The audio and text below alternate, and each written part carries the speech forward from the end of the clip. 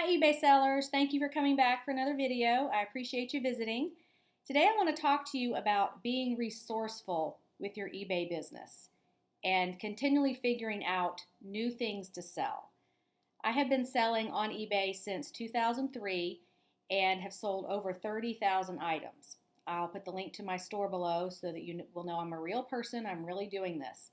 Um, I'm always looking for new systems, new processes, new products to sell that people don't realize can be bought and sold on eBay. And one of those things years ago was grocery coupons.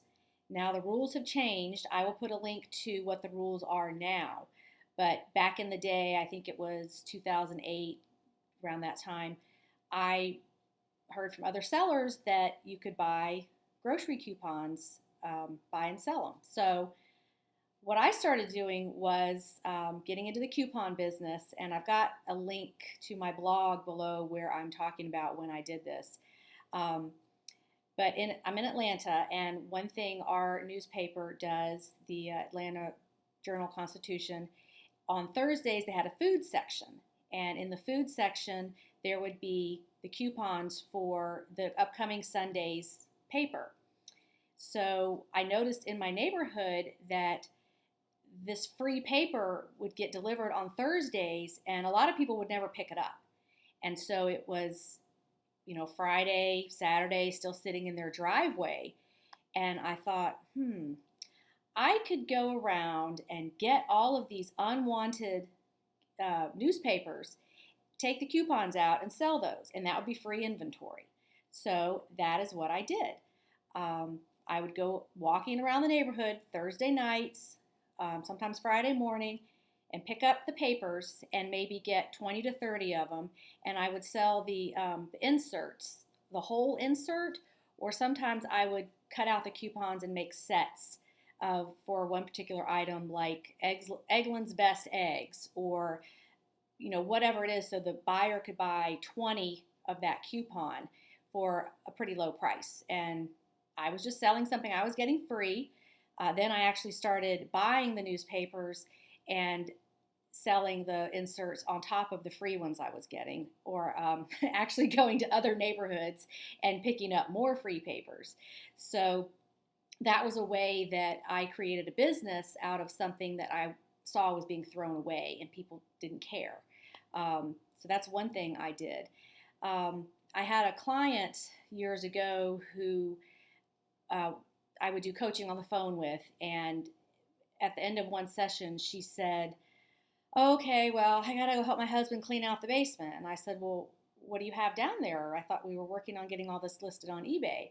And she says, oh, his gourds, we grow gourds, and he has all these gourds down there that I don't know what we're going to do with them. And so I said, well, you can sell those on eBay. People make decorations out of them. They make birdhouses out of them. She had no idea. So she immediately went down to the basement, told her husband about this. They looked it up on eBay, and they started a business selling these gourds on eBay. In addition to everything else they were selling, they were downsizing.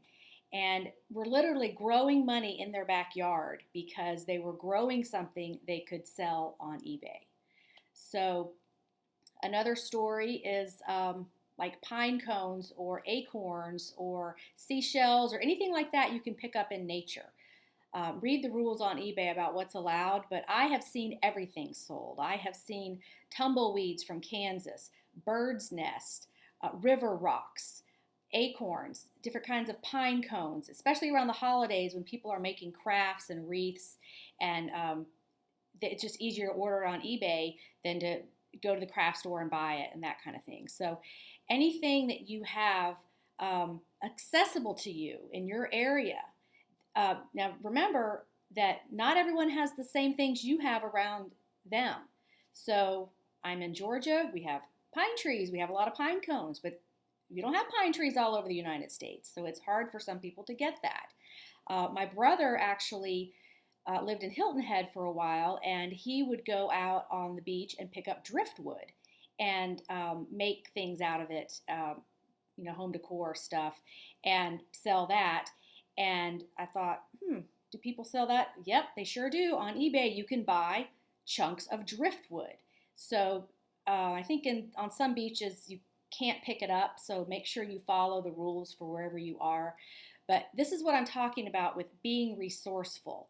Maybe it's a giant hornet's nest, of course, with no hornets in it. Stuff like that that you can find in nature that's an oddity or that would make an interesting home decor piece. Restaurants use this stuff to, put up in their decor. So there's just all kind of things around you. If you think, look on eBay, see what people are selling, and see maybe that's accessible to you. You could just go out in nature and pick it up. One more thing I did with my kids, we lived right across the street from a community park, and they had tennis courts. And of course, balls would go over the fence into the woods all the time, and we would go out there with a box, the 8 by 12 by 12 priority mailbox thing, and we would just fill it up with these tennis balls we would find that people had hit over the fence. And those sell on eBay too for all kinds of reasons. Dog toys, doggy daycares buy them, nursing homes buy them to put, they cut a hole in it and put it underneath chairs and walkers, and arts and crafts, all kind of reasons. So I'll do more videos on this kind of topic, these things that you can sell but don't realize has value, and why people are buying them. So what kind of weird things have you sold that you just found laying around that you were surprised actually sold on eBay? This is a very interesting